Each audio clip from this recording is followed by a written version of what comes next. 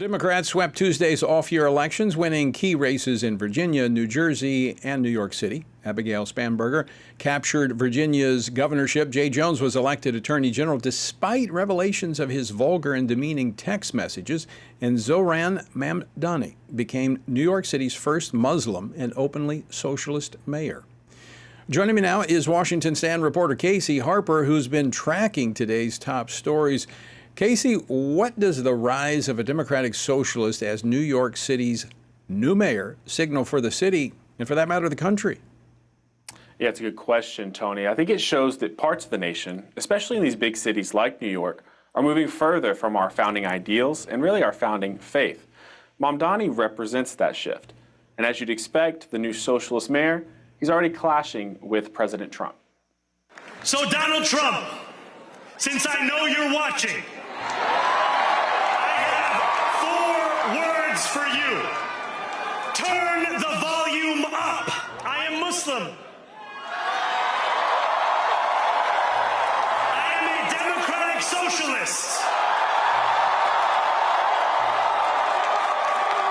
And most damning of all, I refuse to apologize for any of this. Well, President Trump has already warned that given Mamdani's socialist and even communist leanings, he may consider withholding certain federal funds from the city.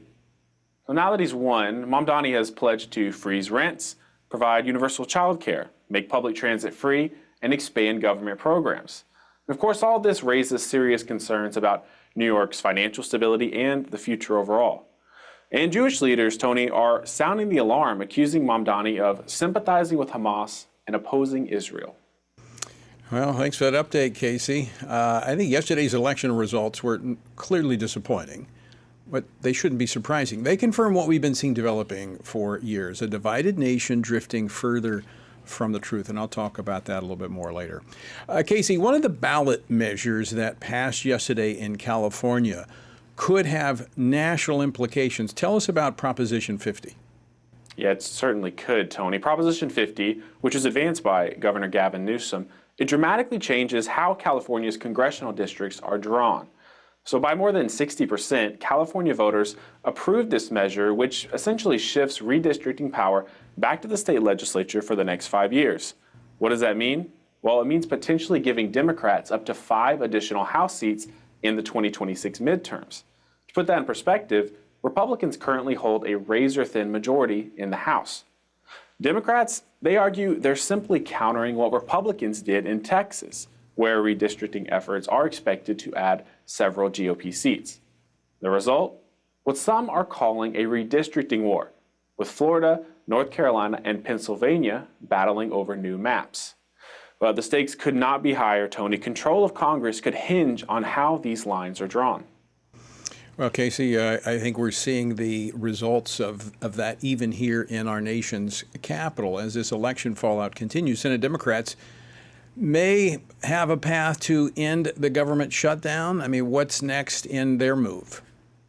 Well, Tony, the shutdown now on day 36, longest in U.S. history. And President Trump has actually said it, as in that clip you showed, that the standoff is what hurt Republicans in Tuesday's elections, especially in the states like Virginia and New Jersey. So this morning at the White House, he proposed a pretty controversial solution. He asked Republican senators to eliminate the legislative filibuster to allow the government to reopen. It's time for Republicans to do what they have to do, and that's terminate the filibuster. We will pass legislation at levels you've never seen before, and it'll be impossible to beat us. By the way, if they do, they're going to do it anyway, and they are going to immediately do the filibuster. And when they do the filibuster, they're going to pack the court. Eliminating the Senate filibuster, it would allow legislation to pass with a simple majority, and Republicans could end the Democrat shutdown. But that change carries serious risks.